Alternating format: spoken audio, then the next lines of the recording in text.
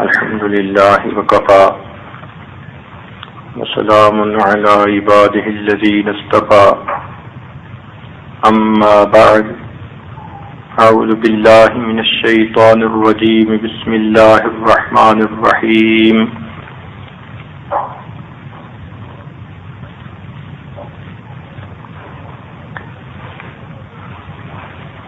فمن كان يرجو لقاء ربه فليعمل عملا صالحا ولا يشرك بعبادة ربه أحدا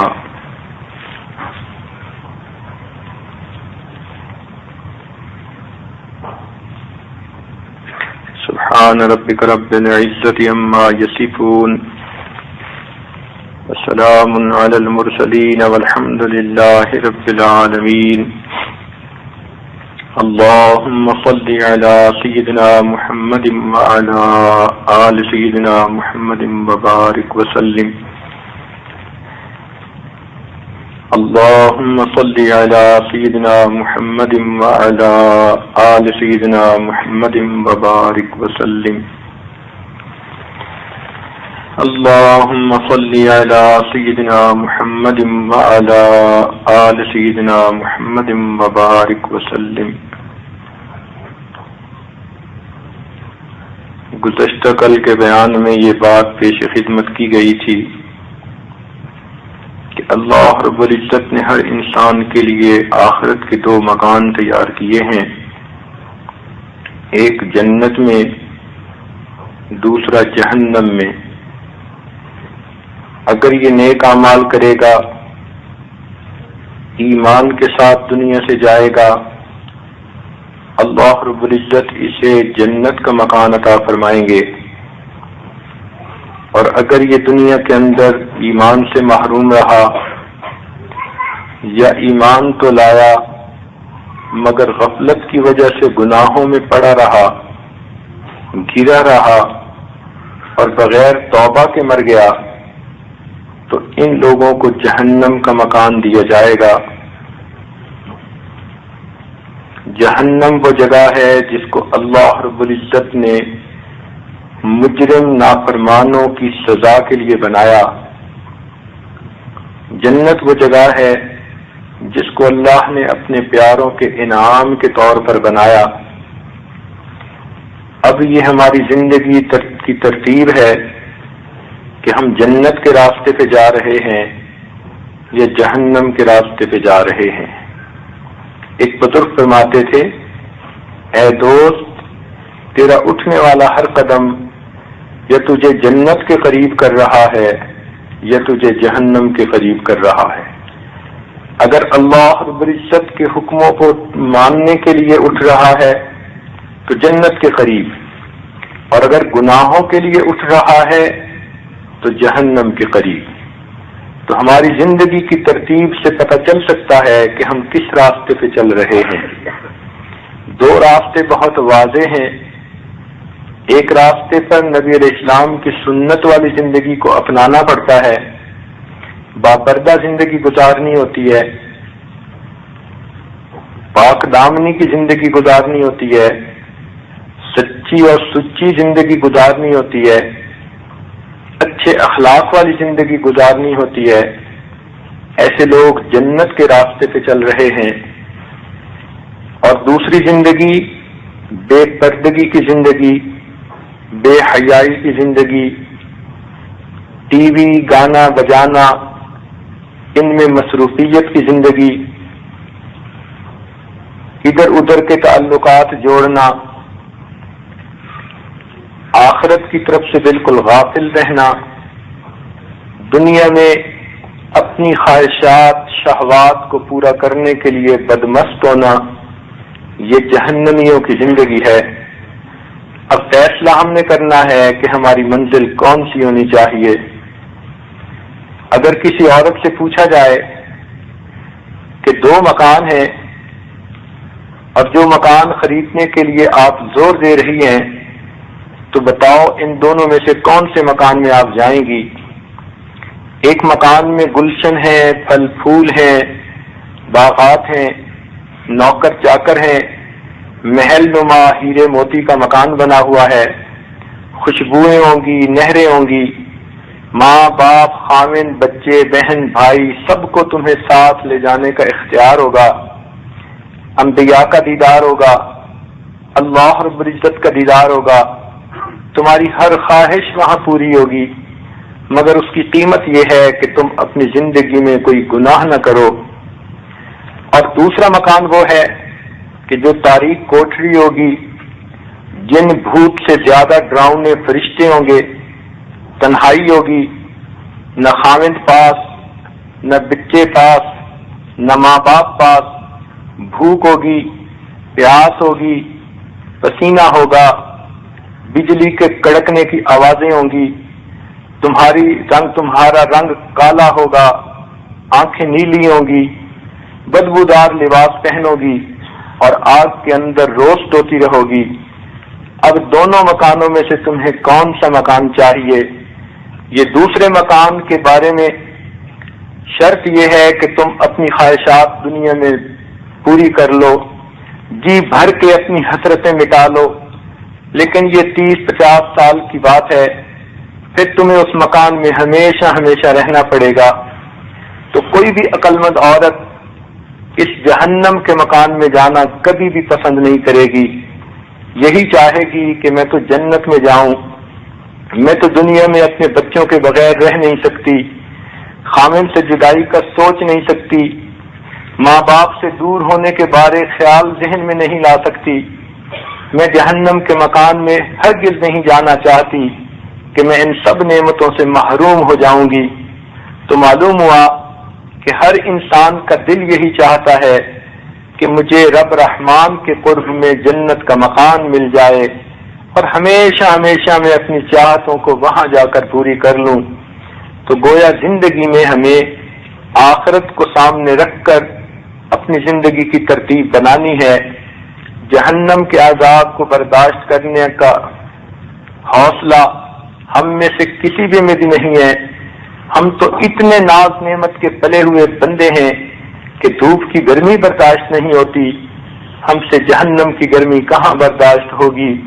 ہم گرمی کے موسم سے باہر سے گھر میں آئیں تو ہمیں جب تک آئس کولڈ واٹر نہ ملے یا کوئی اور مشروب نہ ملے اس وقت تک ٹیپ واٹر پینے کو جی نہیں چاہتا، تو جہنم کے اندر تو اور گرم مشروبات پلائے جائیں گے۔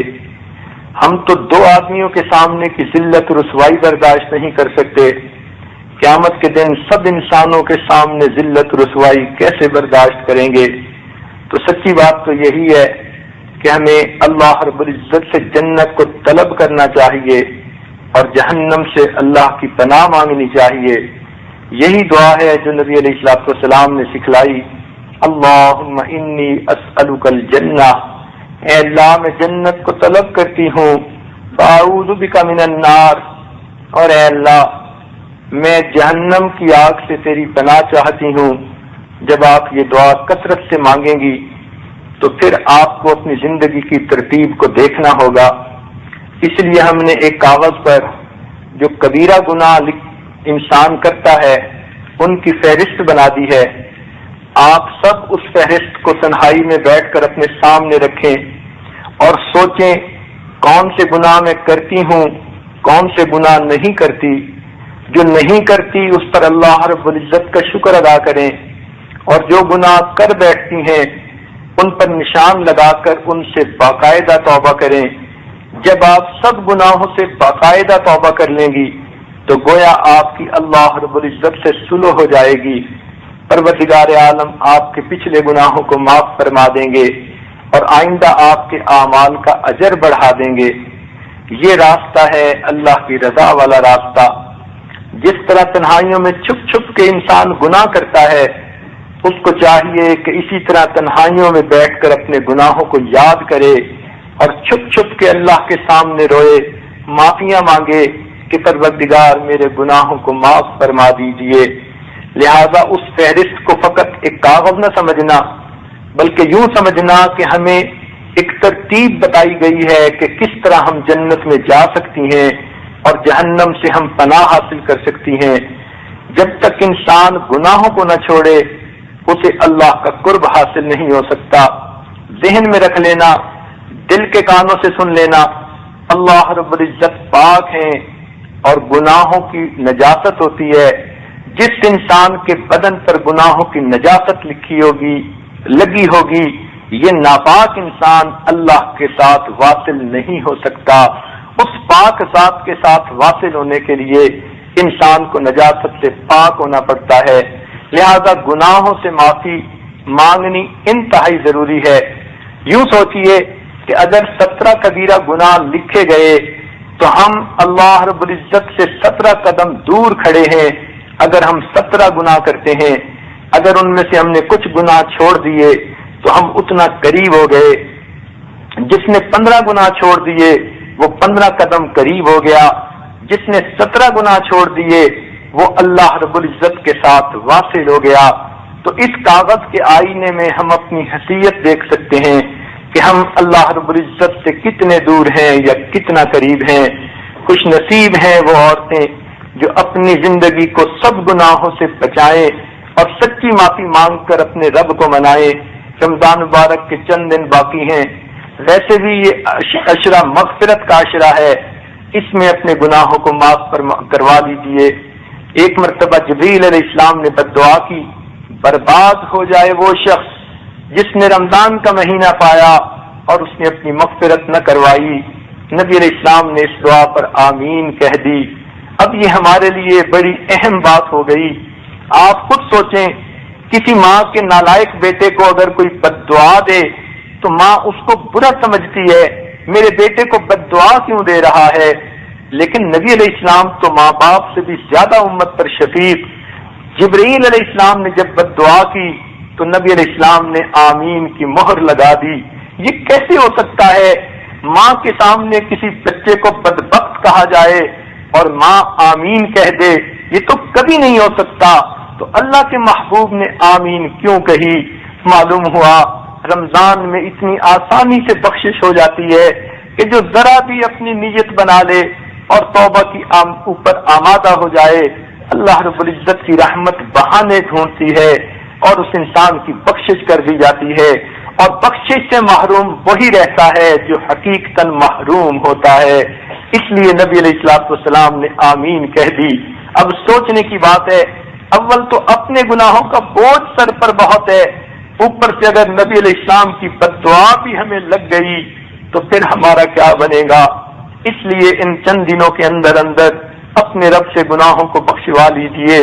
یاد رکھنا، جن کی بخشش ہو گئی ان کے لیے تو رمضان سے اگلے دن عید ہوگی، اور جن کی بخشش نہ ہوئی ان کے لیے رمضان کے اگلے دن وعید ہوگی، اس کے لیے برا فیصلہ ہو جائے گا، جہنمیوں کے اندر اس کی شمولیت ہو جائے گی۔ اس لیے رمضان مبارک ہمارے لیے فیصلے کا مہینہ ہے۔ ہمیں چاہیے گناہوں سے اپنے آپ کو بچائیں اور اپنے رب کو منانے کی کوشش کریں۔ دوزخ اللہ رب العزت نے نافرمانوں کے لیے بنایا۔ احادیث میں اس کی بڑی تفصیلات ہیں، چنانچہ ایک حدیث کا مفہوم ہے کہ قیامت کے دن دوزخ کو اللہ رب العزت جب بلائیں گے تو اس کی لگامیں ہوں گی، 19 فرشتوں نے اس کو پکڑا ہوا ہوگا، اور ہر لگام کو پھر 70,000 فرشتے معاون ہوں گے جنہوں نے پکڑا ہوگا۔ تو گویا 19 لگامیں ہوئیں، ہر لگام کا انچارج ایک فرشتہ ہے، اور ہر فرشتے کے نیچے 70,000 فرشتے ہیں، تو 19 کو 70,000 سے ضرب دیجئے، اتنے فرشتوں نے دوزخ کو پکڑا ہوا ہوگا۔ اور جس طرح منہ زور گھوڑا چھڑانے کی کوشش کرتا ہے، دوزخ جب مجرموں کو دیکھے گی اپنے آپ کو چھڑانے کی کوشش کرے گی، غصے میں آئے گی، اور جب سامنے آئے گی تو حدیث پاک میں آتا ہے کہ یہ سانس لے گی، اور اس کا سانس ایسا ہوگا کہ دھواں اٹھے گا، شعلے اٹھیں گے، اور وہ شعلے جہنمیوں مجرموں کے سروں پر آ کر گریں گے، اس کے اندر ابال آئے گا، پھر یہ اللہ رب العزت کے سامنے سجدہ کرے گی، اور بالآخر اللہ رب العزت کے سامنے عرض کرے گی، سب تعریف اللہ کے لیے ہے جس نے مجھے نافرمانوں سے بدلہ لینے کے لیے پیدا کیا۔ پھر کہے گی، اے اللہ، آج تیرے مجرم میرے سامنے ہیں، مجھے آپ نے پیدا اسی لیے کیا تھا، ذرا مجھے اجازت تو دیجئے میں ان مجرموں سے نمٹ لوں۔ اس کے بعد پھر اس کے اندر ایک شور بپا ہوگا اور ایسے آوازیں آئیں گی کہ جیسے اس کے شعلے اٹھ رہے ہیں۔ انہا ترمی بشرر کالقطر کانہ جمالۃ صفر، ایسے بڑے بڑے اس کے شعلے ہوں گے جیسے بڑے بڑے محلات ہوتے ہیں۔ اتنے بڑے بڑے شعلے اٹھ کر جہنمیوں کے اوپر آ کر گریں گے۔ روایت میں آتا ہے اس وقت کوئی نبی مرسل اور رسول بھی ایسا نہیں ہوگا کہ جو اللہ کے خوف سے کانپ نہیں رہا ہوگا، اور اس کو یہ ڈر ہوگا کہ معلوم نہیں یہ شعلے کہیں میرے سر پر نہ آ کر گر جائیں۔ جب نیکوں کا یہ حال ہوگا تو پھر ہم جیسے گناہگاروں کا کیا حال ہوگا؟ دل دہل جائیں گے، آنکھوں کے آگے اندھیرا آ جائے گا، انسان کے دل حلق تک پہنچ جائیں گے، اور اس وقت کوئی اپنا نہیں ہوگا، سب رشتہ داریاں ختم ہو جائیں گی۔ قرآن نے فیصلہ کر دیا الاخلاء یومئذ بعضهم لبعض عدو الا المتقین، سوائے نیک لوگوں کے سب لوگ ایک دوسرے کے دشمن بن جائیں گے۔ چنانچہ جہنم کے کرندوں کو اللہ تعالیٰ بلائیں گے، اے میرے جہنم کے اندر کام پر معمور فرشتوں باہر نکلو۔ تو جہنم کے اندر جو فرشتے ہوں گے جو سزائیں دیں گے نافرمانوں کو، وہ جہنم کے اندر سے باہر نکلیں گے۔ حدیث پاک میں آتا ہے ہر کارندے کے ہاتھ میں زنجیریں ہوں گی، کوڑے ہوں گے اور کالا لباس ہوگا۔ یہ تین چیزیں لے کر وہ آئیں گے اور نافرمانوں کی گردنوں کے اندر توق ڈال دیں گے، ان کی ناک کے اندر زنجیریں ڈال دیں گے، ان کو پیشانی کے بالوں سے پکڑ کر گھسیٹیں گے، اور بعض نافرمانوں کو ٹانگوں سے پکڑ کر گھسیٹیں گے اور ان کو دھکے ماریں گے۔ قرآن نے فیصلہ کر دیا یوم یدعون الی نار جہنم دعا۔ اب اس آیت کا مفہوم دیکھیے، الفاظ ہی ایسے ہیں یوں لگتا ہے جیسے کوئی دھکے دے کے جا رہا ہے۔ تو مجرم کو تو ویسے بھی لے کے جا سکتے ہیں، لیکن جب کسی کی اہانت کرنی ہوتی ہے، کسی کو ذلیل کرنا ہوتا ہے، انسان دھکے مار مار کے لے جاتا ہے۔ اللہ تعالیٰ مجرموں کو ذلیل و رسوا کریں گے، دھکے مار مار کے ان کو جہنم میں لے کر جائیں گے فرشتے، اور بالآخر ان کو جہنم میں سر کے پھل گرائیں گے۔ جہنم اتنی گہری ہوگی، نبی علیہ السلام نے فرمایا کہ ایک مرتبہ آواز آئی، صحابہ نے پوچھا اے اللہ کے نبی یہ کیسی آواز ہے؟ فرمایا کہ کوئی آواز آئی ہے، اتنے میں جبریل علیہ السلام نے آ کر بتایا اے اللہ کے نبی آج سے 70 سال پہلے جہنم کے سر یعنی کنارے سے ایک پتھر نیچے گرا تھا، 70 سال کے بعد وہ تہ میں پہنچا ہے۔ اتنا گہرائی ہے جہنم میں، آپ ذرا کنویں کا تصور ذہن میں رکھیے کہ اگر 50 فٹ کے کنویں میں نیچے انسان جائے تو کیسے محسوس کرتا ہے، جہاں 70 سال کی گہرائی میں نیچے جانا پڑے گا اور وہاں پر انسان کو جلایا جائے گا۔ جہنم کے مختلف اللہ رب العزت نے حصے بنائے، فرمایا لہا 7 ابواب، اس کے 7 دروازے ہیں، لکل باب منہم جزء مقسوم، ہر دروازے کے لیے ایک گروہ ہے جس کو اس میں سے گرایا جائے گا۔ چنانچہ بعض نے کہا کہ 7 طبق ہیں، 7 حصے ہیں، 7 سٹوریز ہیں جہنم کی۔ سب سے اوپر والی کو جہنم کہتے ہیں، اس میں گناہگار مومن جائیں گے۔ پھر دوسری کو لظا کہتے ہیں، اس میں یہود جائیں گے۔ پھر تیسرے کے اندر نصارہ جائیں گے۔ چوتھے کو سعیر کہتے ہیں، اس میں صائبین جائیں گے۔ 5ویں کو سقر کہتے ہیں، اس میں مجوسی جو آگ پرست ہوتے ہیں وہ جائیں گے۔ اور 6 کے اندر اس کا نام جہیم ہے، اس میں مشرکین جائیں گے۔ اور 7ویں کا نام ہاویہ ہے، یہ سب سے نیچے کا، اس میں منافقین ہوں گے۔ قرآن نے فیصلہ کر دیا ان المنافقین فی الدرک الاسفل من النار، منافق سب سے نیچے کے حصے پر ہوں گے۔ جب یہ لوگ جہنم میں دھکیل دیے جائیں گے، جہنم کی اوپر اتنا اس وقت غصہ ہوگا کہ اس کا ایک لپٹا آئے گا، وما تذر من شیء اتت علیہ الا جعلته كالرمیم، یہ جس چیز پر جہنم گزرے گی توڑ پھوڑ کر رکھ دے گی۔ بالآخر جہنمی جہنم کے اندر ہوں گے، وہاں سخت بھوک ہوگی، کھانے کے لیے مانگیں گے، ان کو اللہ تعالی شجرۃ الزقوم، قرآن مجید میں ہے کہ ان کو ان شجرۃ الزقوم طعام الاثیم کالمہل یغلی فی البطون کغلی الحمیم، ان کو زقوم کا پودا دیا جائے گا، کانٹے ہوتے ہیں اتنا کڑوا کہ زبان سے لگایا نہیں جا سکتا، انسان اس کو کھائے گا نہ نگلتے بنے گی نہ اگلتے بنے گی، چنانچہ پانی مانگے گا۔ قرآن مجید میں فرمایا کہ جب وہ پانی مانگے گا کہا جائے گا سقوا ماء حمیما، تم گرم پانی پیو، فقطع امعاءہم، وہ جب گرم پانی پیئیں گے ان کی آنتیں کٹ کے پخانے کے رستے نیچے گر جائیں گی۔ دوسری جگہ فرمایا وَيُسْقَىٰ مِن مَّاءٍ صَدِيدٍ يَتَجَرَّعُهُ وَلَا يَكَادُ يُسِيغُهُ، ان کو ایسا پانی پلایا جائے گا کہ وہ پانی نہیں پی پائیں گے، گھونٹ گھونٹ پیئیں گے اور وہ گھونٹ بھی ان کے اندر اتر نہیں پائے گا۔ وَإِن يَسْتَغِيثُوا، اور جو پینے کے لیے پانی مانگیں گے، يُغَاثُوا بِمَاءٍ كَالْمُهْلِ، ایسا پینے کے لیے پانی دیا جائے گا جیسے پگھلا ہوا تانبا ہوتا ہے۔ یشفی الوجوہ، وہ گرم اتنا ہوگا جب پانی پینے لگیں گے اس کی گرمی کی وجہ سے چہرے کی کھال اتر جائے گی۔ سوچئے تو صحیح کہ وہ کتنا گرم ہوگا۔ فرمایا طعام ذا غصۃ وعذاب الیما، پھر ان کو ایک جگہ فرمایا ولا طعام الا من غسلین، ان کو پینے کے لیے غسلین دیا جائے گا۔ مفسرین نے لکھا جہنمی آدمیوں کے جسم سے جو خون اور پیپ نکلے گی اس کو پیالوں میں جمع کر کے وہ جہنمیوں کو پینے کے لیے دی جائے گی۔ دنیا میں انسان کسی زخم سے پیپ نکالے کتنی بدبو آتی ہے، برداشت نہیں ہو سکتی، اب یہ پیپ جب پینی پڑے گی تو پھر کیا حال ہوگا۔ لیکن پیاس اتنی ہوگی کہ پیے بغیر کوئی چارہ نہیں ہوگا۔ تو اس قسم کی سزائیں جہنم کے اندر انسان کو دی جائیں گی۔ چنانچہ ہمیں جہنم سے بچنے کے لیے اللہ رب العزت کے سامنے سچی توبہ کرنی چاہیے۔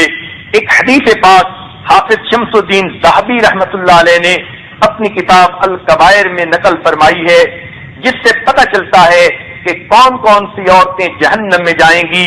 ذرا توجہ سے بات سنیے گا اور ان گناہوں سے بچیے گا تاکہ اللہ رب العزت جہنم سے محفوظ فرما دیں۔ ایک مرتبہ حضرت علی رضی اللہ تعالی عنہ اور سیدہ فاطمہ الزہرا رضی اللہ تعالی عنہا دونوں نے ارادہ کیا کہ نبی علیہ السلام کی زیارت کے لیے جائیں، چنانچہ محبوب کی خدمت میں حاضر ہوئے۔ جب آ کر دیکھا کہ نبی علیہ السلام کی آنکھوں سے آنسو روا ہیں، رو رو کر آنکھیں سرخ ہو چکی ہیں، دونوں بڑے حیران ہو گئے۔ دونوں نے عرض کیا نبی علیہ السلام کی خدمت میں، اے اللہ کے محبوب آپ کیوں رو رہے ہیں؟ کس چیز نے آپ کو غم زدہ کر دیا؟ کس چیز نے آپ کو رلا دیا کہ آپ کی آنکھیں سرخ ہو چکی رو رو کر؟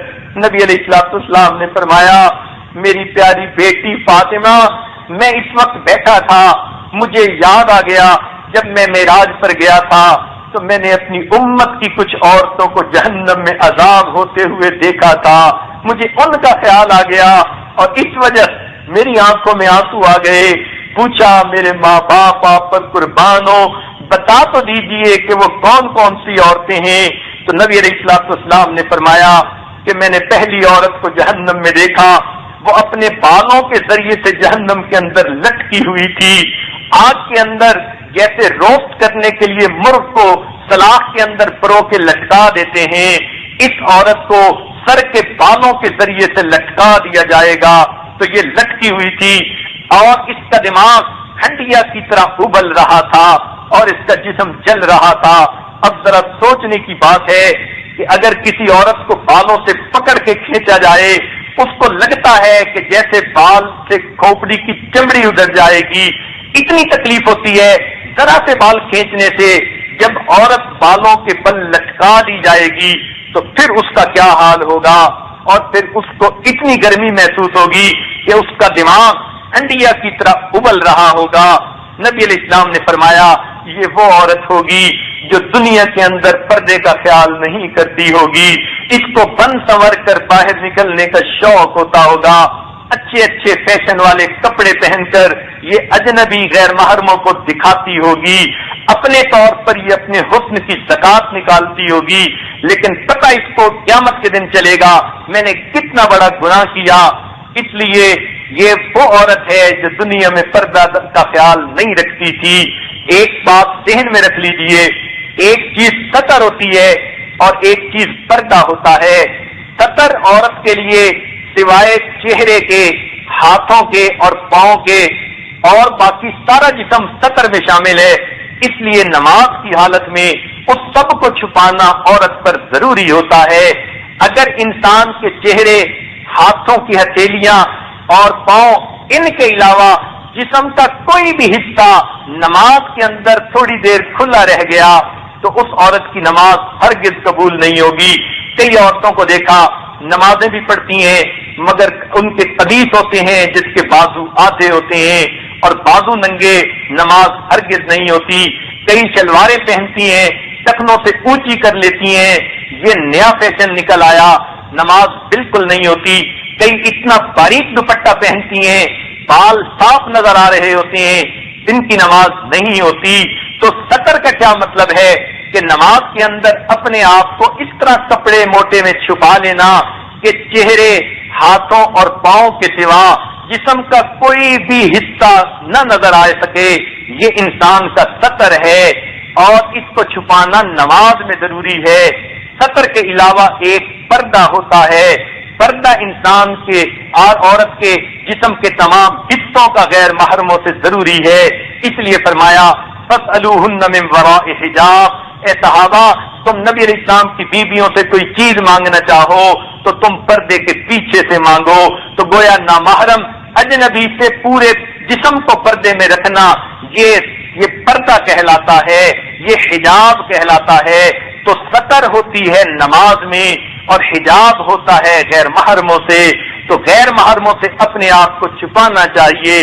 عورتیں جب گھر میں رہیں تو ماں باپ اپنے بہن، اپنے بھائیوں کے سامنے، بیٹوں کے سامنے اپنے چہرے کو اور اپنے ہاتھ پاؤں کو کھول سکتی ہیں، لیکن جب باہر نکلنا ہو، غیر محرموں اور اجنبیوں کے اندر سے گزرنا ہو، پھر سر سے لے کے پاؤں تک اپنے جسم کو چھپانا ضروری ہے. اگر نہ چھپایا تو پھر انسان کو اس پر سزا ملے گی. حدیث پاک میں آتا ہے بے پردہ عورت جب گھر سے نکلتی ہے اس وقت سے اللہ کے فرشتے اس پر لعنت کرنا شروع کر دیتے ہیں. جب تک لوٹ کر گھر واپس نہیں آ جاتی اللہ کے فرشتے اس پر لعنت کرتے رہتے ہیں. پھر عورتیں کہتی ہیں گھر میں سکون نہیں، خاوند توجہ نہیں دیتا، اولاد بات نہیں مانتی، کاروبار اچھا نہیں. اور خدا کی بندی، جب تجھ پر اللہ کے فرشتوں کی ہر وقت لعنت برستی ہے تو تیری زندگی میں برکتیں کہاں آئیں گی؟ یہ اسی لعنت کا نتیجہ ہوتا ہے کہ گھروں میں پریشانیاں ہوتی ہیں، دل کو سکون نہیں ہوتا، مرد جان نہیں چھوڑتے، ہر طرف سے ذلت و رسوائی ہوتی ہے. یہ اللہ رب العزت کے حکم کو توڑنے کا نتیجہ ہے. لہذا خوش نصیب ہیں وہ عورتیں جو پردے کا اہتمام کرتی ہیں. یہ دنیا میں پردے کا اہتمام کریں گی، اللہ رب العزت قیامت کے دن ان کے قصوروں پر اللہ رحمت کی پردے کی چادر ڈال دیں گے. اس دن پتہ چلے گا کہ کتنا اجر اس کا ملا.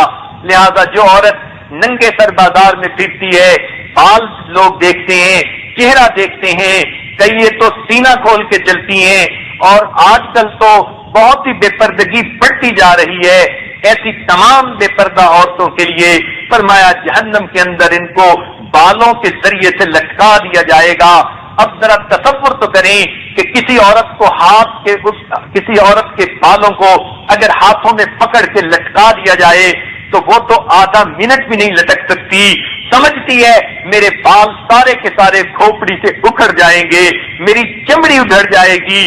تو اگر جہنم کے اندر ہمیشہ ہمیشہ بالوں کے ذریعے لٹکنا پڑا، آگ میں جلنا پڑا اور دماغ کو ایسا ابال دیں گے اس لیے کہ ان کے دماغ میں فساد تھا، ان کے دماغ کا قصور تھا، یہ اس بے پردگی کو کچھ سمجھتی نہیں تھی. اس لیے اللہ تعالیٰ دماغ کو اتنا گرم کریں گے کہ دماغ ان کا کھول رہا ہوگا. تو نبی علیہ السلام نے فرمایا کہ یہ عورت وہ ہے جو پردے کا خیال نہیں کرتی تھی. آج کل کی بچیاں اپنے کزنوں سے تو پرواہ ہی نہیں کرتی پردے کا. ان کو تو سمجھتی ہیں یہ تو بھائی ہیں، ہرگز ایسی بات نہیں.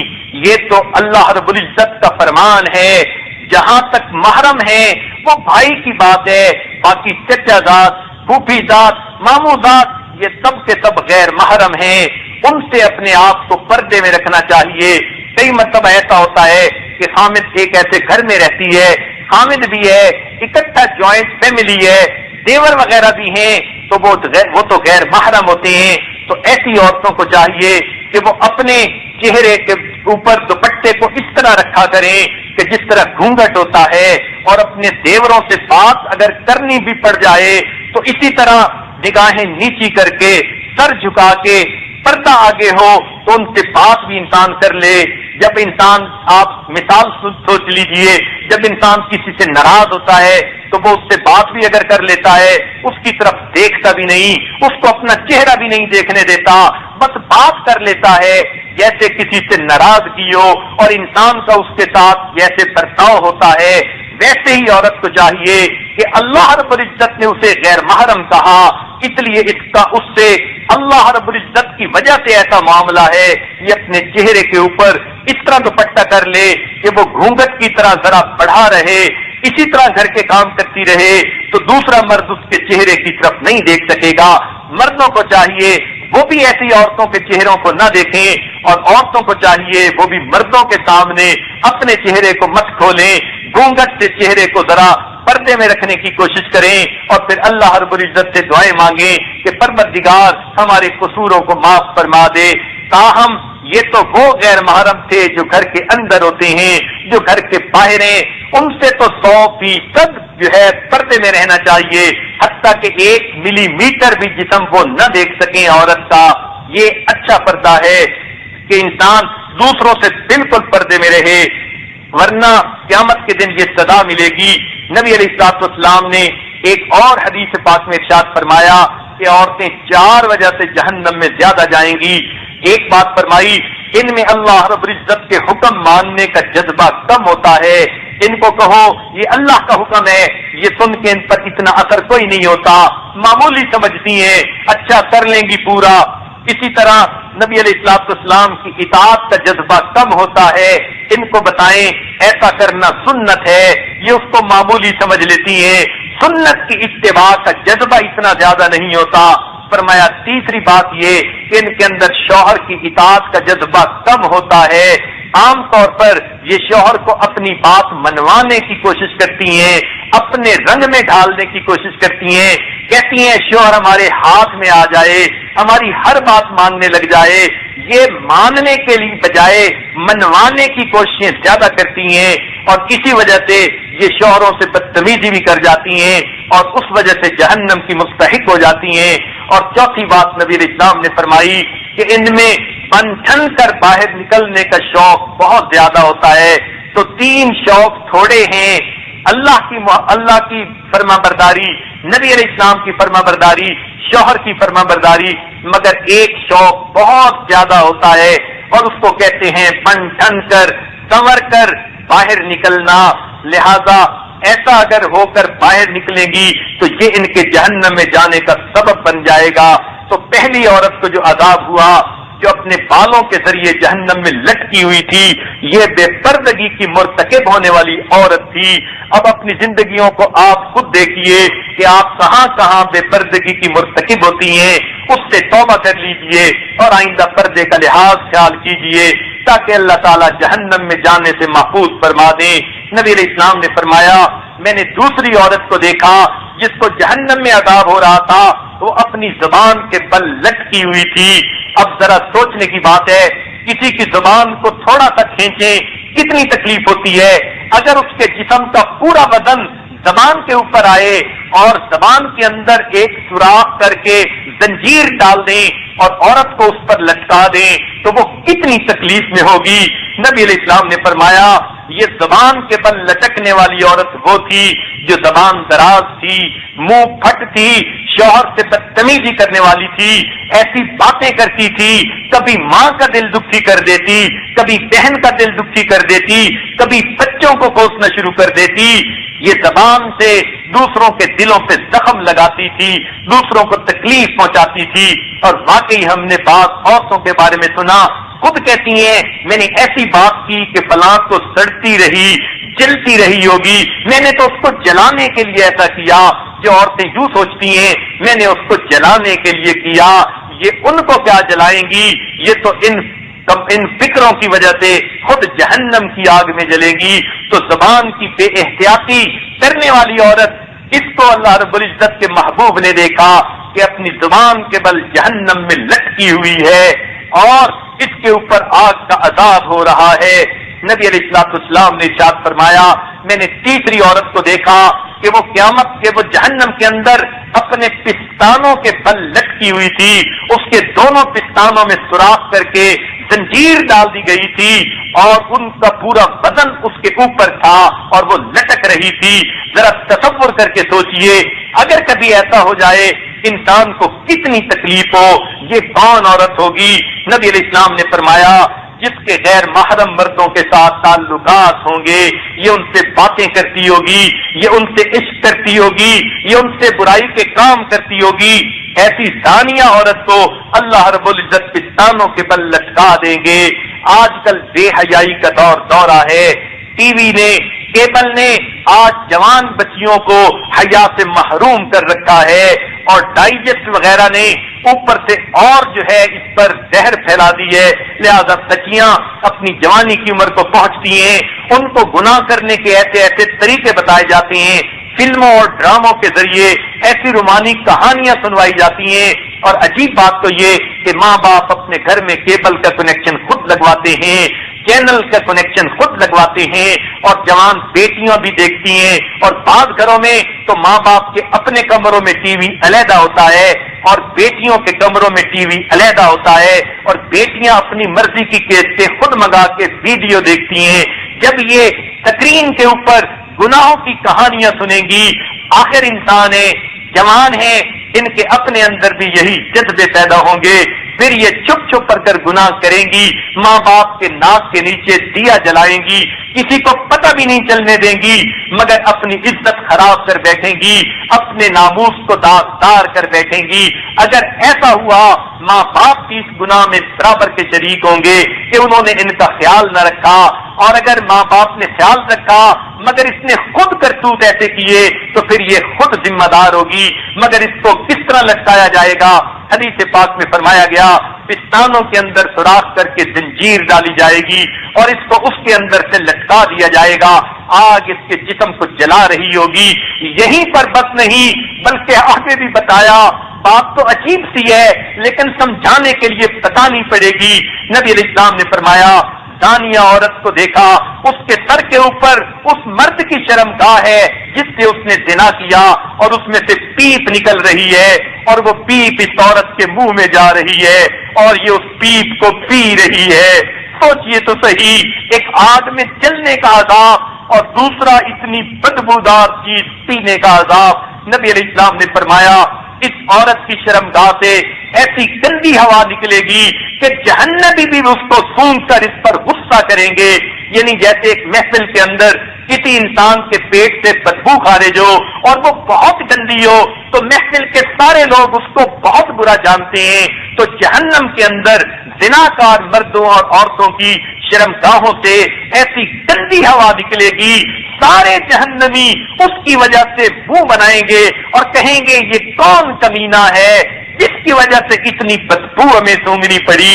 تو یہ زنا اللہ رب العزت کی نظر میں اتنا برا کام ہے، اس طرح سے اس عورت کو عذاب دیا جائے گا۔ نبی علیہ الصلوۃ والسلام نے ارشاد فرمایا، میں نے چوتھی عورت کو دیکھا، اس کے پاؤں سینے پر بندھے ہوئے ہیں، ہاتھ سر کے ساتھ بندھے ہوئے ہیں، اور نبی علیہ السلام سے پوچھا گیا، اے اللہ کے نبی یہ چوتھی عورت کون ہے؟ نبی علیہ السلام نے فرمایا، یہ پاکی ناپاکی کا خیال نہیں رکھتی تھی، اس کو حیض سے پاک ہونے کے لیے جتنی احتیاط کرنی چاہیے تھی ہرگز نہیں کرتی تھی۔ عام طور پر دیکھا گیا اگر مغرب کے بعد بھی عورتیں حیض سے پاک ہو گئی ہیں تو سوچ لیتی ہیں اچھا صبح نہا کے نماز شروع کر دیں گی، عشاء چلی گئی، پرواہ نہیں کرتی۔ صحابیات کے بارے میں آتا ہے وہ اتنا خیال کرتی تھی کہ رات کو اٹھ کر چراغ جلا کر اپنے کپڑوں کو دیکھتی تھی. ایسا تو نہیں آدھی رات کو میں پاک ہو گئی اور میرے اوپر عشاء کی نماز پڑھنی لازم ہو, اور اگر میں فجر میں نہاؤں گی تو میری تو نماز قضا ہو جائے گی. تو وہ آدھی رات چراغ جلا جلا کے کپڑے دیکھتی تھی, اور اگر پاک ہو جاتی تھی اسی وقت غسل کر کے عشاء کی نماز ادا کیا کرتی تھی. آج تو عورتیں اس کی پرواہ اور احتیاط ہی نہیں کرتی, اس طرح فرض نمازیں قضا ہو جاتی ہیں. اسی طرح شادی شدہ عورتیں غسل جنابت کے کرنے میں دیر کر دیتی ہیں. فجر کی نمازیں قضا ہو گئیں, دوسری نمازیں قضا ہو گئیں. یہ جو پاکی ناپاکی کا اتنا خیال نہیں کرتی, غسل جنابت میں دیر کر دیتی ہیں. نبی علیہ السلام نے فرمایا اس عورت کو یہ عذاب ہوگا, اس کے پاؤں سینے پہ باندھ دیے جائیں گے, ہاتھ سر پر باندھ دیے جائیں گے. اور فرمایا کہ یہ وہ عورت تھی جو فرض نماز میں تاخیر کر دیتی تھی. اور یہ تو اکثر عورتوں کو دیکھا, ادھر اذان سنتی ہیں, فوراً نماز پڑھنے کی بجائے سوچتی ہیں یہ کام کر لوں پھر پڑھ لوں گی, اور یہ کام کرتے کرتے ایسا وقت آ جاتا ہے کبھی تو قضا ہو جاتی ہے اور کبھی قضا سے 10-15 منٹ پہلے بھاگ رہی ہوتی ہیں. میں نے تو نماز پڑھنی تھی, میں نے تو نماز نہیں پڑھی. تو نماز کو وقت بے وقت پڑھنا اور پاکی ناپاکی کا خیال نہ کرنا, اس کی وجہ سے اس عورت کو عذاب ہوگا. اور رات کو دیر سے سونے کی ایسی منحوس عادت پڑتی چلی جا رہی ہے. عورتیں عشاء کے بعد دیر تک بچوں کے ساتھ, خاوند کے ساتھ گھر کے کام کاج میں لگی رہتی ہیں. رات کو گرمیوں میں دیر سے سونے کی عادت ہے, اس لیے فجر کی نماز میں اٹھنا ان کے لیے مشکل ہوتا ہے. نماز ہی قضا ہو جاتی ہے, پتہ ہی نہیں چلتا, آنکھ کھلتی ہے سورج نکلا ہوا ہوتا ہے. تو جو عورت اپنی نمازوں کا خیال نہیں رکھے گی, پاکی ناپاکی کا خیال نہیں رکھے گی, نبی علیہ السلام نے فرمایا اس کو جہنم میں اس طرح عذاب دیا جائے گا. پھر نبی علیہ السلام نے فرمایا 5ویں عورت کو میں نے دیکھا کہ جس کا چہرہ خنزیر کی طرح بن گیا تھا اور اس کا جسم گدھے کی طرح تھا. تھی تو وہ عورت ہی, مگر اس کے جسم کی جلد جو تھی وہ ایسی بن گئی جیسے گدھے کا جسم ہوتا ہے, اور چہرہ ایسے بن گیا جیسے خنزیر کا چہرہ ہے, گویا شکل مسخ کر دی گئی. اور اس طرح سے اس کو عذاب ہو رہا تھا. فرمایا یہ وہ عورت ہوگی جو جھوٹ بولتی ہوگی, غیبت کرتی ہوگی, چغل خوری کرتی ہوگی. اب سوچئے تو صحیح, یہ عادتیں تو اکثر جو ہے وہ دیکھی جاتی ہیں. چغل خوری تو ایسی ہے کہ بیوی چاہتی ہے کہ ساس کی چغلیاں کر کے خاوند کو اپنی طرف کر لے, ساس چاہتی ہے کہ وہ بہو کی چغلیاں کر کے اپنے بیٹے کو اپنے قابو میں رکھے. اب یہ ساس اور بہو کی سرد جنگ چل رہی ہوتی ہے, کئی گھروں میں تو گرم جنگ چل رہی ہوتی ہے. اب ایک دوسرے کے چغلیاں کھانے سے دونوں اپنے عاقبت خراب کر رہی ہوتی ہیں. اللہ رب العزت نے چغل خور کے لیے ایسا عذاب دیا کہ ان کا چہرہ مسخ کر دیا جائے گا, کیونکہ چغلی کھانے والا بات کو بڑھا چڑھا کے بیان کرتا ہے. اگر وہی بات بھی کرے ایسے انداز میں کرتا ہے کہ دوسرے کے دل میں نفرت آئے اس بندے سے, غصہ آئے اس بندے کے دل کے بارے میں, کیونکہ یہ بات بدل کے کرتی ہیں. اس لیے عذاب بھی اللہ نے دیا, ان کی شکلوں کو جہنم میں مسخ کر دیا جائے گا, چہرہ خنزیر کی طرح بنا دیں گے اور باقی جسم گدھے کی طرح بنا دیں گے. یہ غیبت کرنے والی, جھوٹ بولنے والی اور چغل خوری کرنے والی عورتیں ہوں گی. غیبت اور چغل خوری میں تھوڑا سا فرق ہے. غیبت کہتے ہیں اگر کوئی آدمی کسی کی تعریف کرے تو اسے تعریف اچھی نہ لگے, یہ اس کی بدتعریفی کی بات کر دے. کسی کے پیٹھ پیچھے بدتعریفی کی بات کرنا, اس کو تو غیبت کہتے ہیں. لیکن چغل خوری میں بات تو وہی ہوتی ہے, مگر ساتھ یہ بھی نیت ہوتی ہے کہ یہ بندہ اس سے دور ہو جائے. غیبت میں نیت ہوتی ہے یہ بندہ اس کو برا سمجھنے لگ جائے. تو غیبت اور چغل خوری میں یہ فرق ہے. غیبت اس لیے کی جاتی ہے بندہ اس کو برا سمجھے, اور چغل خوری اس لیے کی جاتی ہے کہ بندہ دل سے اس سے نفرت کرنے لگ جائے اور اس سے کٹ جائے. تو تعلق توڑنے کی نیت ہوتی ہے, اسی کو لگائی بجھائی کہتے ہیں. اس سے رشتے داریاں ٹوٹتی ہیں, لوگ ایک دوسرے سے جدا ہوتے ہیں. اس لیے چغل خور انسان اللہ رب العزت کو ہرگز پسند نہیں. جہنم میں ایسی عورتوں کو وہ عذاب دیا جائے گا. یہ بات یاد رکھیے, یہ سب گناہ فقط عورتوں میں ہی نہیں ہوتے, مردوں میں بھی ہوتے ہیں. اگر کوئی مرد بھی ایسا گناہ کرے گا اس کو بھی ایسی ہی سزا ملے گی جیسی عورتوں کو مل رہی ہے. تاہم حدیث پاک میں عورتوں کے بارے میں بات بتائی گئی. اب ان کے جو جو گناہ مرد کر رہے ہوں گے وہ بھی اسی ضمن میں آ جائیں گے اور ان کو بھی اسی طرح کی سزائیں دی جائیں گی. نبی علیہ الصلوۃ والسلام نے فرمایا چھٹی عورت کو میں نے دیکھا، اس کی شکل کتے جیسی تھی اور وہ آواز ایسے نکالتی جیسے کتا بھونک رہا ہوتا ہے اور آگ اس کے منہ میں سے داخل ہوتی تھی اور اس کے پہانے کی جگہ سے باہر نکل رہی تھی. اس طرح میں نے دیکھا فرشتے اس کو گرد مار رہے ہیں. پوچھا ہے اللہ کے نبی اس نے کون سا قصور کیا؟ فرمایا اس کے اندر حسد بہت زیادہ تھا، وہ دوسروں سے حسد کرتی تھی. آج کل عورتوں میں حسد کی بیماری بہت زیادہ، مردوں میں بھی ہے مگر عورتوں میں شاید 2 ہاتھ اور زیادہ ہے. یہ دوسروں کے مال و منال پر حسد کرتی ہیں، اہل و عیال پر حسد کرتی ہیں، حسن و جمال پر حسد کرتی ہیں، خوبی و کمال پر حسد کرتی ہیں. دوسرے کا اچھا ان سے دیکھا نہیں جا سکتا، اندر اندر جلتی رہتی ہیں. کسی کو نعمت ملے ان کے دل پہ بوجھ ہوتا ہے. یہ حسد کی بات ہے. یہ حسد انسان کی نیکیوں کو ایسے کھا جاتا ہے جیسے آگ کسی خشک لکڑی کو کھا لیتی ہے. تو نبی تذکرہ ہے جن کو قیامت کے دن اس طرح جہنم میں عذاب دے دیا جائے گا. اب سوچنے کی بات ہے کہ آپ ان 6 باتوں کو اچھی طرح غور کر لیں اور پھر دیکھیں کون سے گناہ میں کرتی ہوں. ایسا تو نہیں میں جہنم میں سر کے بل لٹکی ہوں گی، زبان کے بل لٹکی ہوں گی، پستانوں کے بل لٹکی ہوں گی. میں جہنم کے اندر ہاتھ پاؤں بندھے ہوئے ہوں گے اور گرد لگ رہے ہوں گے. میری شکل خنزیر کی بنی ہوئی ہوگی یا میری شکل کتے کی بنی ہوئی ہوگی. ہم ان گناہوں کو بیٹھ کر سوچیں اور پھر اللہ تعالیٰ سے معافی مانگیں. آج وقت ہے سلو کرنے کا، ہم معافی مانگیں گے، پروردگار ہمیں معاف فرما دیں گے. اور اگر آج معافی نہ مانگی تو پھر قیامت کے دن جتنا چاہیں روئیں گے. اللہ رب العزت ہماری طرف دھیان ہی نہیں دیں گے، توجہ ہی نہیں کریں گے، بات ہی نہیں کریں گے. اس لیے اپنے ایمان کی حفاظت بہت ضروری ہے. عورتوں کو دیکھا یہ بعض اوقات کلمات کفر بول جاتی ہیں، بیچاریوں کو علم نہیں ہوتا، ایسی ایسی باتیں کر جاتی ہیں جو کفریہ باتیں ہوتی ہیں اور علماء سے سیکھتی بھی نہیں، کتابوں میں پڑھتی بھی نہیں. دین کا شوق اتنا نہیں کہ ان کو سیکھیں اور اپنے ایمان کی حفاظت کریں. اگر ایمان کی حفاظت کا ان کو شوق ہو جائے، اعمال کا شوق ہو جائے، پھر تو کیا ہی خوب بات ہے. اس لیے ایسے کلمات کہہ جاتی ہیں کہ جس کی وجہ سے بعض اوقات ایمان ہی طلب کر لیا جاتا ہے. اگر ایمان طلب ہو گیا پھر تو ہمیشہ ہمیشہ جہنم میں رہنا پڑے گا. اس لیے ہمیں چاہیے ہم سچی توبہ کر کے نئے سرے سے مسلمان بن جائیں اور اپنے رب کی نعمتوں کو سامنے رکھیں. اب سوچئے ایک جنت میں جانے والے لوگ ہیں جن کے رہنے سہنے کی باتیں کل آپ نے سن لی، ایک جہنم میں سزا پانے والے ہیں. قرآن بتا رہا ہے یوم نحشر المتقین الی الرحمن وفدا.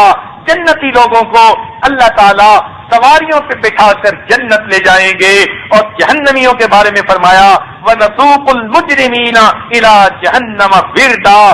جہنمیوں کو پیاسا ہانک کر جیسے جو ہے جانوروں کو ہانک کر لے جاتا ہے، ان کو اس طرح ہانک کر جہنم کے اندر ڈال دیا جائے گا.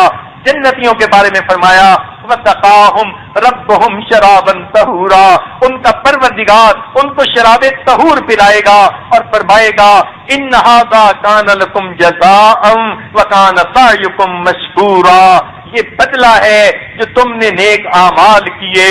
اور جہنمیوں کے بارے میں فرمایا وَإِن يَسْتَغِيثُوا يُغَاثُوا بِمَاءٍ كَالْمُهْلِ يَشْوِي الْوُجُوهَ بِئْسَ الشَّرَابُ. کتنا برا مشروب پینے کے لیے دیا جائے گا تو زندگیوں میں کتنا فرق ہوگا.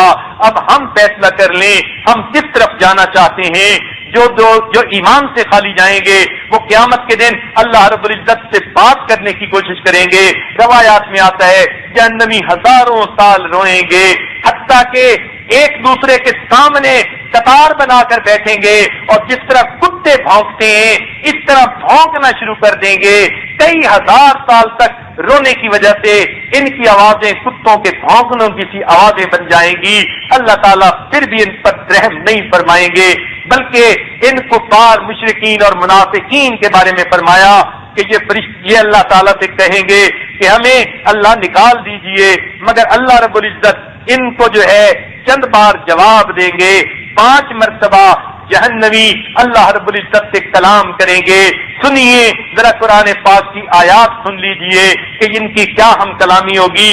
جہنمی کہیں گے ربنا امتنا اثنتین واحییتنا اثنتین فاعترفنا بذنوبنا فہل الی خروج من سبیل۔ اے اللہ ہمیں 2 دفعہ زندگی ملی، موت مل گئی، اللہ ہم نے اپنے قصوروں کا اعتراف کر لیا، اے اللہ ہے کوئی باہر نکلنے کا راستہ؟ اللہ تعالیٰ فرمائیں گے ذالکم بأنہ اذا دعی اللہ وحدہ کفرتم وَإِن يُشْرَكْ بِهِ تُؤْمِنُوا فَالْحُكْمُ لِلَّهِ الْعَلِيِّ الْكَبِيرِ۔ جب تمہیں ایک اللہ کی طرف بلایا جاتا تھا تم شرک کرتے تھے، تم جو ہے اس کا انکار کرتے تھے، اور جب شرک کیا جاتا تھا تم مان لیتے تھے۔ آج تو حکم اللہ بڑی شان والے کا ہے۔ پھر کچھ عرصے کے بعد دوبارہ ہم کلامی کریں گے، کہیں گے ربنا ابصرنا وسمعنا فرجعنا نعمل صالحا انا موقنون۔ اے اللہ ہم نے دیکھ لیا، سن لیا، اے اللہ ہمیں واپس دنیا میں بھیجیے، اب ہم نیک کام کریں گے۔ اللہ تعالیٰ فرمائیں گے فذوقوا بما نسیتم لقاء یومکم ھذا انا نسیناکم فذوقوا عذاب الخلد بما کنتم تعملون۔ چنانچہ تم آج کے دن کو بھول گئے تھے، ہم نے تمہیں بھلا دیا، اب چکھو یہ دردناک عذاب۔ پھر تیسری مرتبہ کئی ہزار سال کے بعد ہم کلامی کریں گے، کہیں گے ربنا اخرجنا نعمل صالحا ربنا اخرنا الى اجل قریب نجب دعوتک ونتبع الرسل۔ اے پروردگار ہمیں نکال دیجئے، آپ دنیا میں جائیں گے تو آپ کے رسولوں کی دعوت کو قبول کر کے ان کی اتباع کریں گے۔ فرمایا جائے گا اولم تکونوا اقسمتم من قبل ما لکم من زوال۔ ہم نے تمہیں پہلے نہیں یہ بتا دیا تھا، تم قسمیں کھاتے تھے یہ نعمتیں ہم سے کبھی زائل نہیں ہوں گی۔ پھر کئی ہزار سال کے بعد چوتھی مرتبہ یہ بات کریں گے اور یہ کہیں گے ربنا اخرجنا، اللہ میں باہر نکال دیجئے، نعمل صالحا غیر الذی کنا نعمل، ہم اچھے کام کریں گے ایسے نہیں جیسے پہلے کیا کرتے تھے۔ اللہ تعالیٰ کی طرف سے ارشاد ہوگا اولم نعمرکم ما یتذکر فیہ من تذکر وجاءکم النذیر۔ کیا ہم نے تمہیں زندگی نہیں دی تھی اور تمہیں نصیحت نہیں کی تھی کہ تم مان لو، اور تمہارے پاس تو ہمارے انبیاء ڈرانے والے بھی آئے تھے مگر تم نے تو کان ہی نہ دھرے۔ بالآخر کئی ہزار سال کے بعد 5ویں مرتبہ پھر فریاد کریں گے اور بڑے عجیب الفاظ ہیں، کہیں گے ربنا اخرجنا منہا، اے اللہ ہمیں اس میں سے نکال دیجئے، فإن عدنا فإنا ظالمون۔ اے اللہ اگر ہم پھر لوٹ کے برے کام کریں گے تو واقعی ہم ظالم ہوں گے۔ اللہ تعالیٰ جواب میں فرمائیں گے قال اخسئوا فیہا ولا تکلمون، پڑے رہو پھٹکارے ہوئے، میں تم سے کلام نہیں کرنا چاہتا، جیسے غصے میں کوئی کہتا ہے میں تمہاری شکل نہیں دیکھنا چاہتا، شٹ اپ، مجھ سے بات نہ کرو۔ اللہ تعالیٰ اسی طرح فرمائیں گے قال اخسئوا فیہا ولا تکلمون، پڑے رہو پھٹکارے ہوئے، خبردار مجھ سے بات نہ کرو۔ لہذا اس کے بعد اللہ تعالیٰ ان سے کبھی بھی کلام نہیں کریں گے۔ اللہ تعالیٰ پھر اس فریق کے بارے میں فرماتے ہیں انہو کان فریق من عبادی یقولون ربنا آمنا، میرے بندوں کا ایک ایسا گروہ تھا جنہوں نے کہا ہم اپنے رب پر ایمان لے آئے، فاغفر لنا وارحمنا وانت خیر الراحمین، فاتخذتموہم سخریا، تم نے ان کے ساتھ ٹھٹھا بنایا، ان سے مذاق کرتے تھے، حتی انسوکم ذکری، حتیٰ کہ تم میرے ذکر کو بھول گئے۔ آج جو بچیاں پردہ کرنا شروع کر دیتی ہیں، دوسری ان پر ٹھٹھے کرتی ہیں، مذاق اڑاتی ہیں، تم تو ہاتھنی کی طرح لگ رہی ہو، تم تو فلاں کی طرح لگ رہی ہو، اس قسم کی باتیں کر کے مذاق اڑاتی ہیں۔ اللہ فرمائیں گے کنتم منہم تضحکون، تم ان کا مذاق اڑاتے تھے۔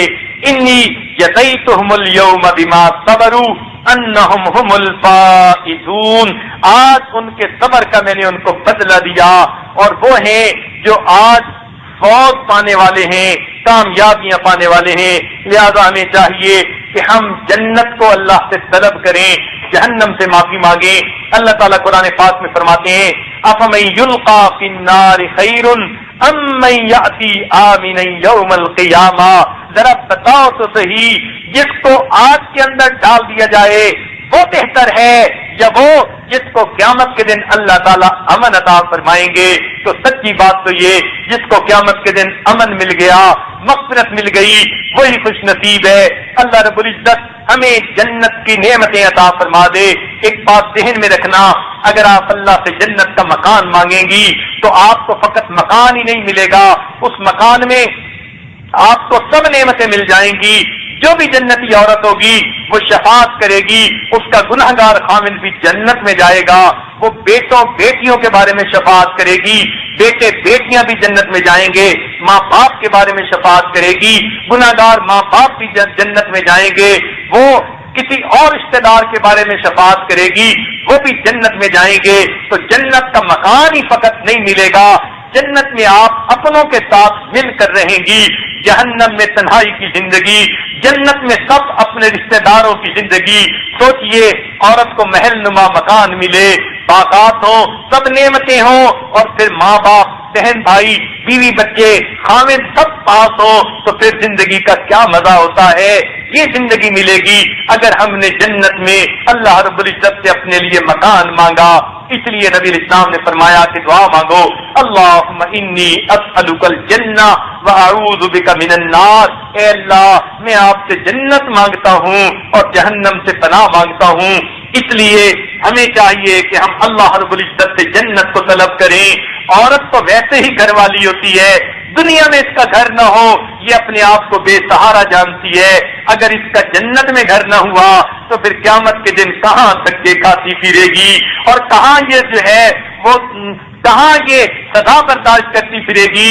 हदीस पाक का मफ़हूम है जहन्नम के अंदर जहन्नमी औरतें मर्द होंगे, उनके ऊपर बादल आएंगे, नीचे से फरिश्ते गुर्द मार रहे होंगे, बादलों में से बिजली के कड़कने की आवाजें आएंगी। आज जरा तसव्वुर करके देखिए, कभी आसमान पर बादल हो और बिजली ज्यादा कड़क रही हो तो औरतों के दिल पे खौफ आ जाता है, बच्चों पे खौफ आ जाता है बादलों के गरजने की आवाज से। तो जहन्नम में भी ऐसा होगा, फरिश्ते गुर्द मार रहे होंगे।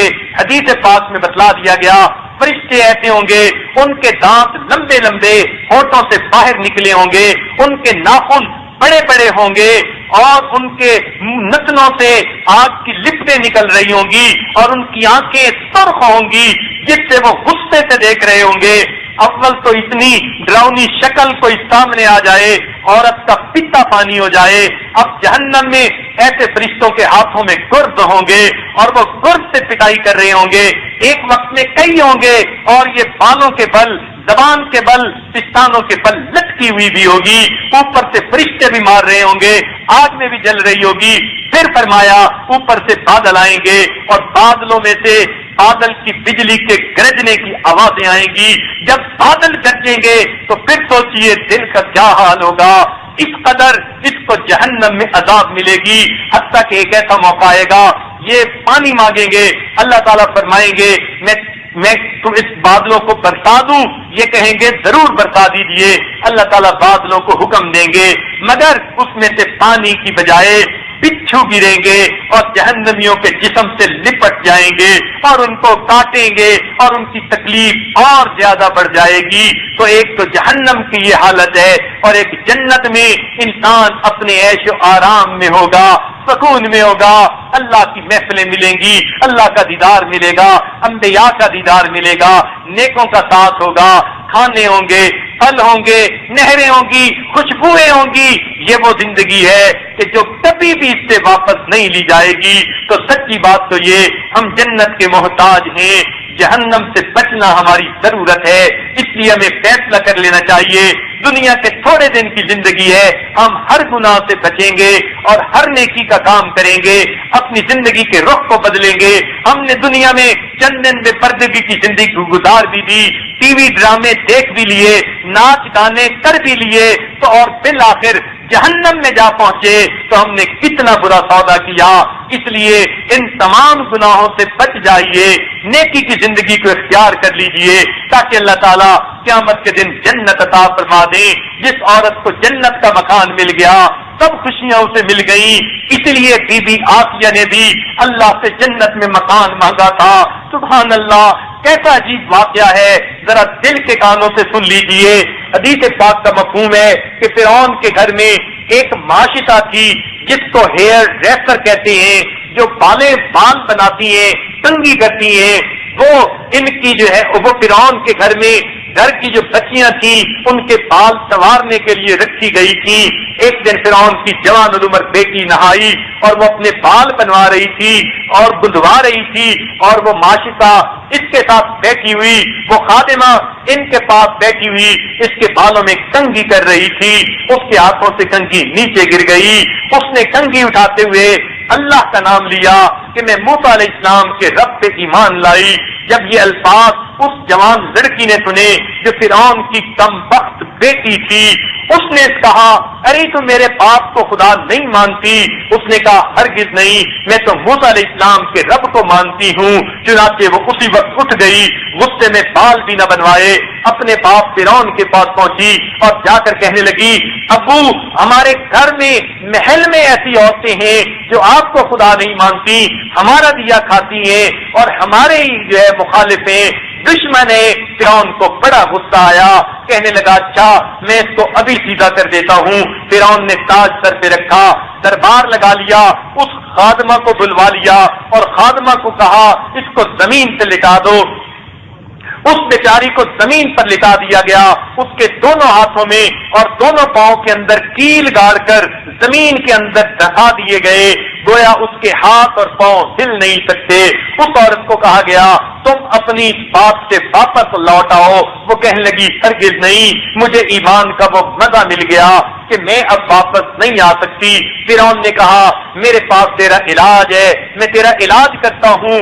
کون سا علاج؟ اس نے کہا علاج یہ ہے کہ تیری دودھ پیتی جن ماہ کی بچی ہے، میں اسے بلواتا ہوں.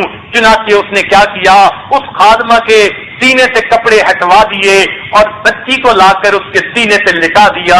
معصوم بچی جب ماں کے سینے سے لیتی تو اس نے ماں کے پستانوں سے دودھ پینا شروع کر دیا. اب سارا دربار دیکھ رہا ہے، معصوم بچی ماں کے پستان سے لگی دودھ پی رہی ہے. فرعون کہنے لگا میں تیری بچی کو تیرے سینے کے اوپر ذبح کروں گا، یہ تڑپے گی، اس کا خون تیرے سینے سے بہے گا، ورنہ تو میری بات کو مان لے.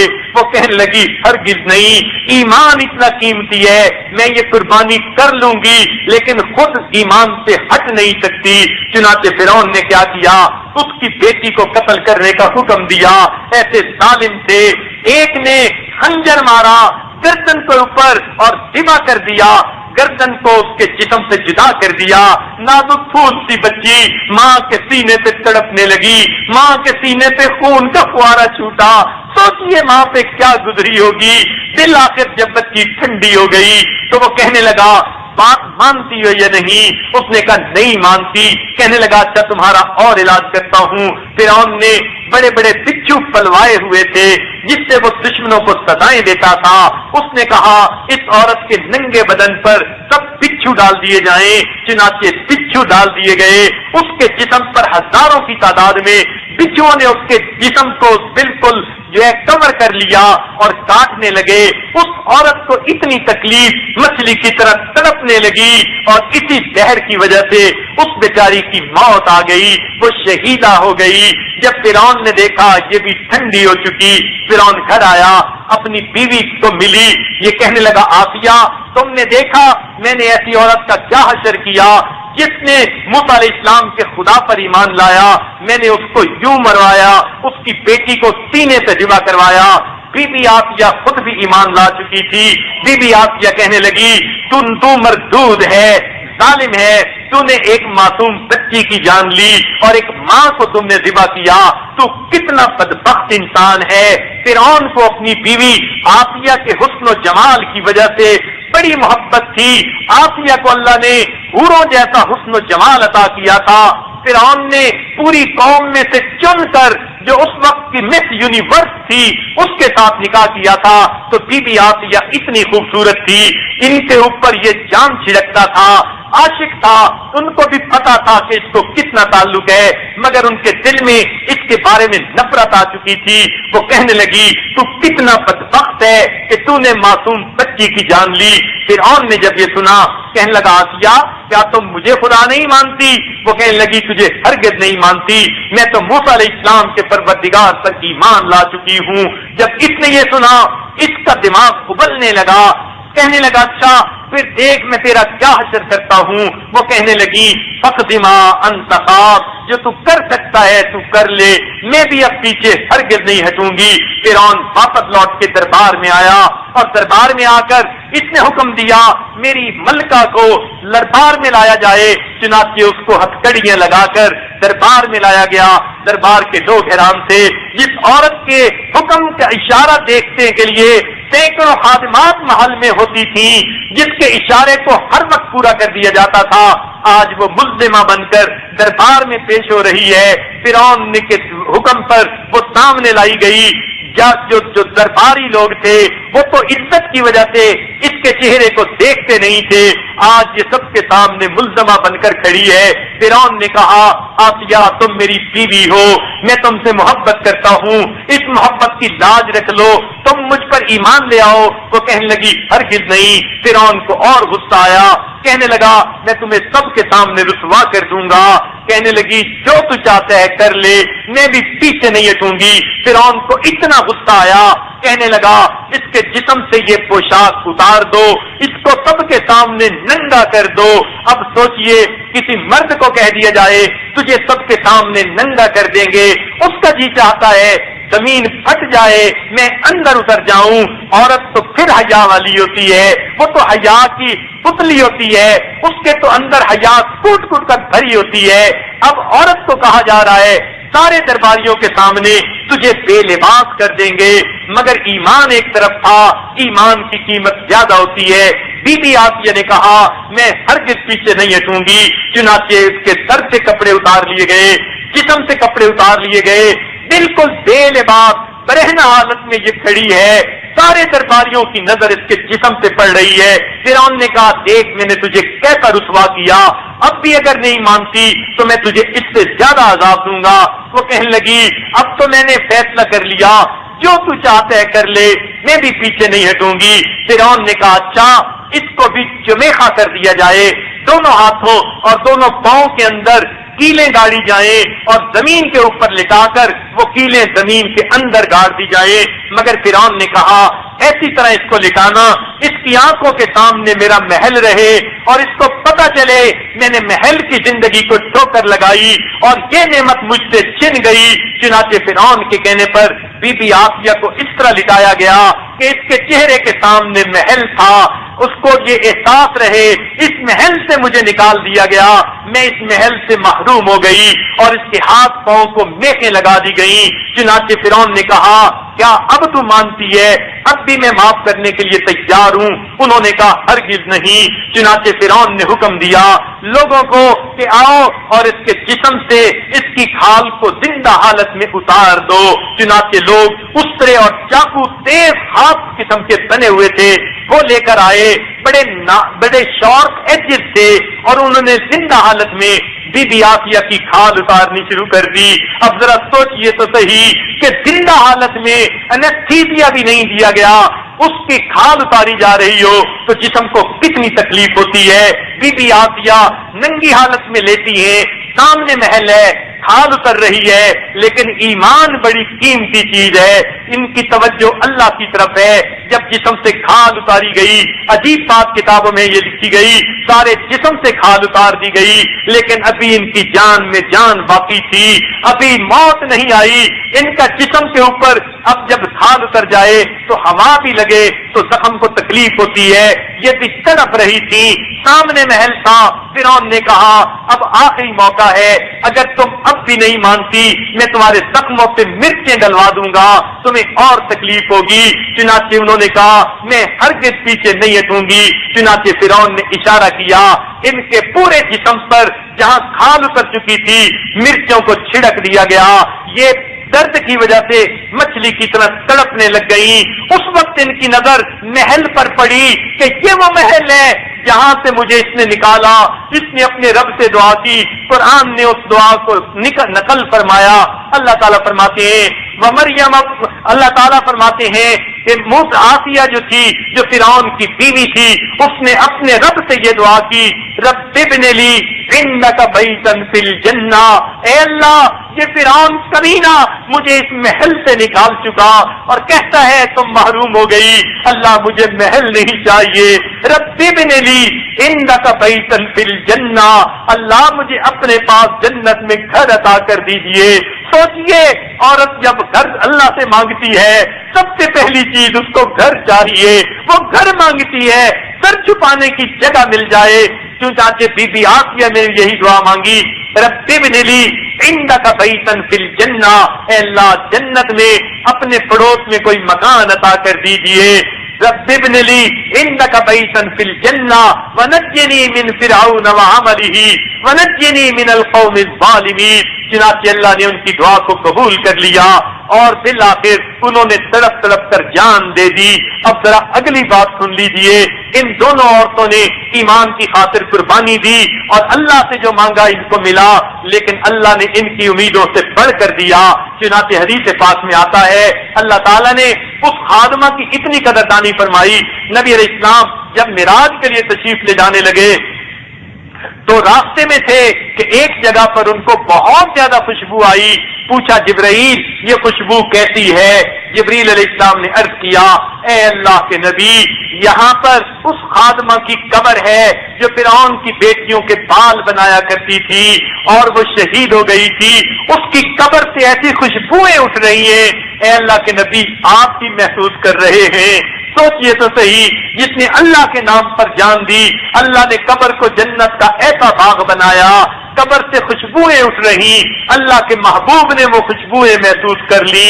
اور دوسری روایت میں آتا ہے جب خدیجۃ الکبریٰ رضی اللہ تعالی عنہا ان کی وفات کا وقت قریب آیا، انہوں نے نبی علیہ السلام کے سامنے ظاہر کیا میری حالت اب غیر ہو رہی ہے۔ نبی علیہ السلام نے فرمایا خدیجہ آپ جنت میں جاؤ گی تو وہاں جا کر میری بیویوں کو سلام دے دینا۔ خدیجۃ الکبریٰ بڑی حیران ہوئی، عرض کرتی ہیں اے اللہ کے نبی دنیا میں تو آپ کی پہلی بیوی میں ہوں، آپ کی جنت میں کون سی بیویاں؟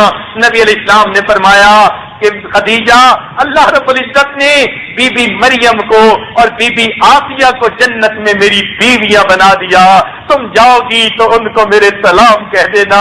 اب اللہ کی قدردانی دیکھیے، بی بی آسیہ نے اللہ سے گھر مانگا تھا، اللہ تو کتنا قریب ہے، کتنا مہربان ہے، اس بندی کی قربانی کو قبول کر لیا اور گھر والا آپ نے اپنی خوشی سے عطا فرما دیا۔ بی بی آسیہ تو نے کتنا نفع کا سودا کیا، فرعون کی بیوی تھی، اللہ نے اس ظالم سے بچا لیا، اس بدبخت سے تجھے بچا لیا اور سید الکونین کی تجھے بیوی بنا دیا۔ تو عورت نے تو گھر اللہ سے گھر مانگا تھا، اللہ نے اپنی خوشی سے گھر والا بھی عطا کر دیا۔ تو بالکل اسی طرح آپ بھی اللہ سے گھر مانگیں گی اور اللہ گھر عطا فرمائیں گے، اور اس دعا کی برکت سے اللہ آپ کے خامن کی بھی بخشش کر دیں گے تاکہ آپ کو اپنا گھر والا بھی مل جائے، آپ کے بچوں کی بھی بخشش کر دیں گے تاکہ آپ بچوں کے ساتھ رہیں، ماں باپ کی بھی بخشش کر دیں گے، بہن بھائیوں کی بھی بخشش کر دیں گے۔ جب ان سب کی بخشش ہوگی اور آپ جنت میں اپنے گھر میں ہوں گی، سوچیں پھر اس زندگی کا آپ کو کتنا مزہ آئے گا، پھر اللہ رب العزت کا دیدار ہوا کرے گا، اللہ کی دعوتیں ہوا کریں گی۔ سبحان اللہ، اللہ تعالی ہمیں اپنی پسندیدہ جگہ جنت عطا فرما دے، جہنم سے ہمیں محفوظ فرما دے۔ لہذا گزارش ہے آج کی اس محفل میں جتنی بھی مستورات آئی ہیں، جوان ہیں بوڑھی ہیں، جس عمر کے بھی حصے میں ہیں، وہ سب اس کاغذ کو جس پر کبیرہ گناہ کی فہرست بنا دی گئی اس کو لے کر تنہائیوں میں بیٹھے، ٹک مارک کریں ہم کون کون سے گناہ کرتی ہیں اور اللہ سے ایک ایک گناہ کی معافی مانگیں اور اپنے رب کو منا لیں اور اس بخشش کے وقت میں اپنی بخشش مانگ لیں تاکہ یہ رمضان ہماری بخشش کا سبب بن جائے، جہنم سے بچنے کا سبب بن جائے اور اللہ کے جو ہے پسندیدہ جگہ جنت میں اللہ رب العزت ہمارے لیے مکان کی الاٹمنٹ فرما دے تاکہ ہم اپنے دوست احباب رشتہ داروں کے ساتھ خوشیوں بھری زندگی وہاں گزاریں۔ وآخر دعوانا ان الحمد للہ رب العالمین. تھوڑی دیر مراقبہ کر لیجئے، آنکھوں کو بند کر لیجئے، سر کو جھکا لیجئے. دنیا اور جو کوئی دنیا میں ہے اس سے ہٹ